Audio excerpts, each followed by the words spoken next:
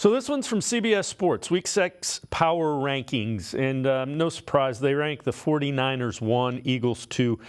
What is a little bit of a surprise, they've got the Ravens, the top-ranked team in the AFC North. They're at 11. Then it's Colts, Falcons, Texans, and Browns at 16. Steelers were 20, Bengals 19.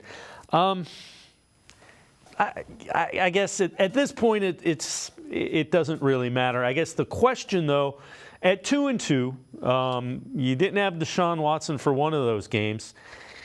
They're only 3-2 Steelers are in first place based on beating the Ravens. Everything is in front of this team, even if they lose to the 49ers. You got to get healthy and you got to start doing some of the things that we expected to see from this team. Exactly. My hot take at the beginning of the season was that the entire AFC North was going to finish 10-7. And so I'm going to stick with that because I think it's still possible. It's so balanced. I do still think, though, that Baltimore is the class of this division. I think that was a hiccup on Sunday.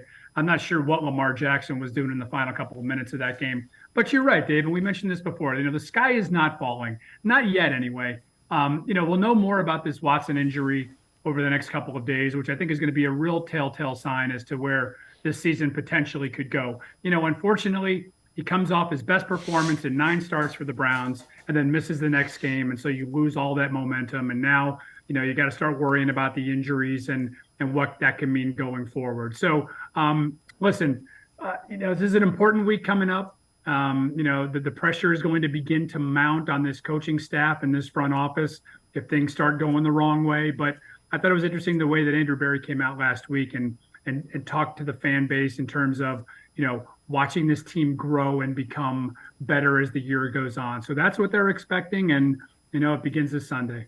Yeah. The other thing is, and you kind of touched on it, if we get the Deshaun Watson we saw against the Titans, you're headed in the direction that everybody wants to see it go.